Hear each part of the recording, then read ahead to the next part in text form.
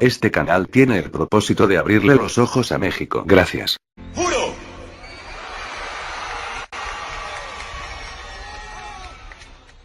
Asumir formalmente las competencias del Ejecutivo Nacional como el presidente encargado de Venezuela.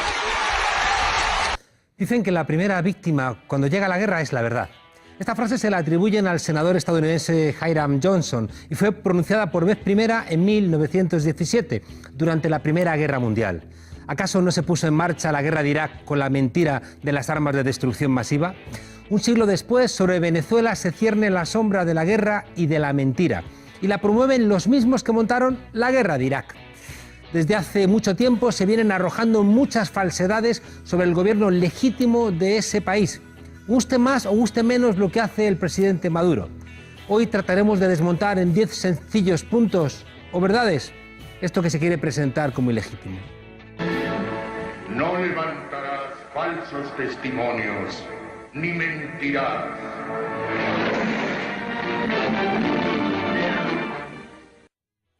1. Claro que hubo elecciones presidenciales, por supuesto. Se realizaron el 20 de mayo de 2018, es decir, antes del 10 de enero de 2019, momento en el que, de acuerdo con los artículos 230 y 231 de la Constitución venezolana, se vence el periodo presidencial 2013-2019. Precisamente se hubiera violado la Constitución si las elecciones se hubiesen realizado después del 10 de enero de 2019, o peor aún, si no se hubiesen realizado. Mentira número 2. Fue la propia oposición venezolana la que solicitó el adelanto de las elecciones. Se realizaron en mayo y no en diciembre, como tradicionalmente se hacía, porque fue la oposición la que lo solicitó en el marco del diálogo en República Dominicana. Ojo. Y además fue la propia Asamblea Nacional Constituyente la que convocó el adelanto de la elección presidencial para así dar el marco legal. Y hay que recordar que la Asamblea Constituyente es la legítima, porque la otra Asamblea nunca aceptó que había 3 diputados elegidos fraudulentamente y no aceptó nunca a su presidente constitucional. Tampoco conviene olvidar que por aquel entonces el terrorismo de la lucha callejera, lo que allí se llaman las guarimbas, costó 114 muertos. 114, muchos de ellos quemados vivos por una oposición llena de odio, que intentó incendiar guarderías, quemó centros médicos, transportes públicos, etc.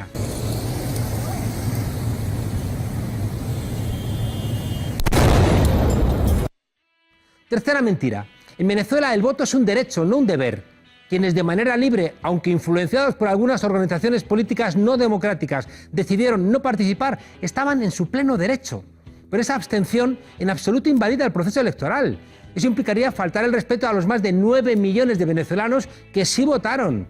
Claro, cuando sabes que vas a perder, dices entonces que no te presentas y quieres invalidar todo el proceso. Eso se llama, señores de la oposición, hacer trampas. Cuarta mentira. En aquellas elecciones participaron 16 partidos políticos. En Venezuela no es obligatorio que los partidos políticos participen en los procesos electorales. Que 3 partidos decidan libremente no participar no ilegitima el proceso electoral, aunque tengan detrás a mucha gente. Mentira número 5. Fueron 6 los candidatos que se presentaron: Nicolás Maduro, Henry Falcón, Javier Bertucci, Reinaldo Quijada, Francisco Visconti Osorio y Luis Alejandro Ratti. Sexta mentira. Maduro ganó con un amplio margen, obtuvo más de 6 millones de votos, 6.248.864 votos para ser exactos. La diferencia entre Maduro y Henry Falcón, que quedó segundo, fue de casi un 47% de votos. Parece que algunos querrían eliminar físicamente a 6 millones de venezolanos, igual que antes eran invisibles los pobres de los cerros. Y aquí, salvo que me corrija el gobierno, salvo a la OEA, se ha invitado a todo el mundo a vivir el proceso electoral. O sea, ¿no tiene expertos la Unión Europea, hoy con los medios que hay, y Naciones Unidas y todas estas organizaciones, para saber si unas elecciones se producen correctamente? Claro que los hay. Mentira número 7. Quien no estuvo fue porque no quiso.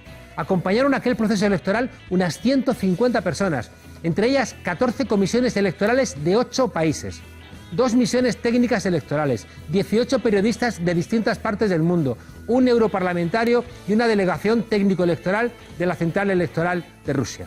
Claro que sería genial que hubiera habido más gente, pero lo que no puede ser es que no participes para intentar ilegitimar un proceso y luego decir que claro, que como no había observadores de tu país, aquello no ha sido justo. Mentira número 8, y este es un punto muy importante. Las elecciones se realizaron con el mismo sistema electoral que fue empleado en las elecciones parlamentarias de diciembre de 2015, en las cuales resultó ganadora la oposición venezolana. A ver si el sistema vale cuando gana la oposición y no vale cuando pierde. Un sistema que es automatizado, que es sometido a auditorías antes, durante y después de los comicios. Un sistema que garantiza el principio de un hombre, una mujer, un voto, porque solo con la huella dactilar se desbloquea la máquina de votación.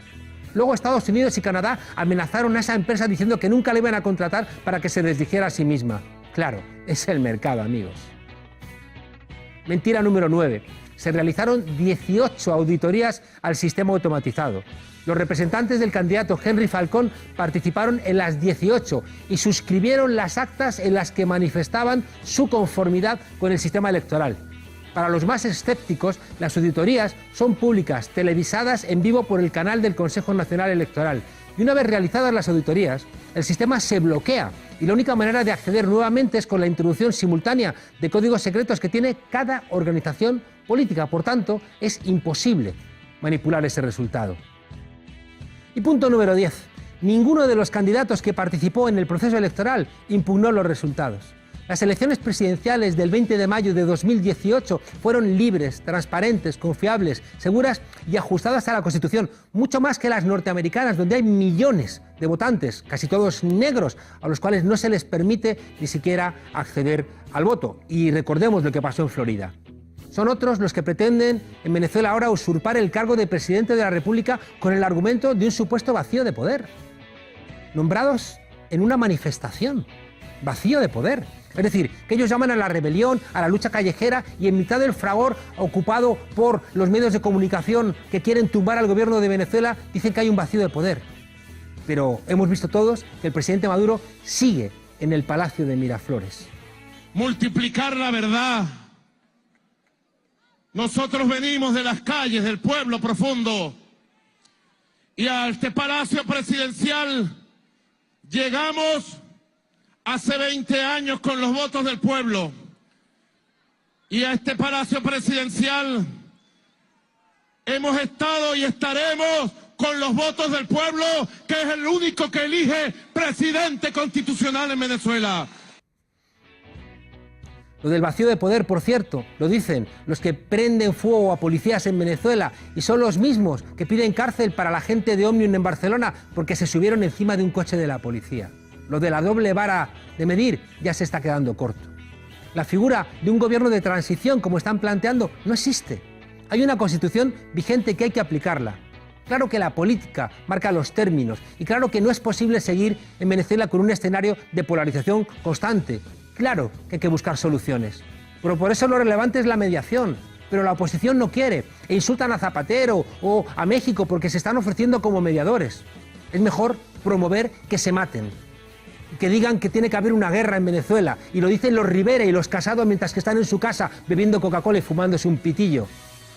Por si fuera poco, los opositores pretenden además ejercer el poder desde fuera de Venezuela, violando el artículo 18 de la Constitución que establece que es Caracas la sede de los poderes públicos, normal, igual que es Madrid o es Barcelona la sede del poder público español o catalán. Los que se burlan de Puigdemont y Waterloo son los que están pidiendo gobernar desde Washington. Por lo tanto, lo que es ilegítimo y constituye un intento de usurpación es que algunos sectores de la oposición pretendan acceder al poder apoyados por gobiernos que se han caracterizado por invadir más de 100 veces a los estados del sur.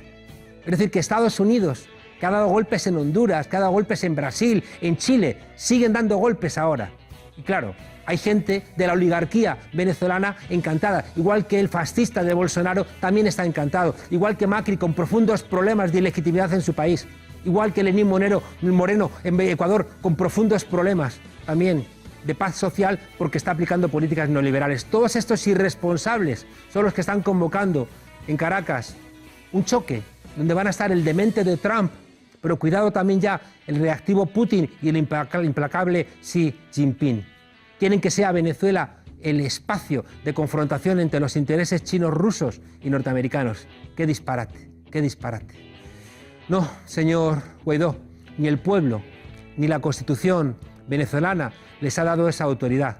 Digan lo que digan los Trump, los Bolsonaro o los Felipe González. ¡Váyanse al carajo, yanquis de mierda! ¡Que aquí hay un pueblo digno! ¡Aquí hay un pueblo digno, yanquis de mierda!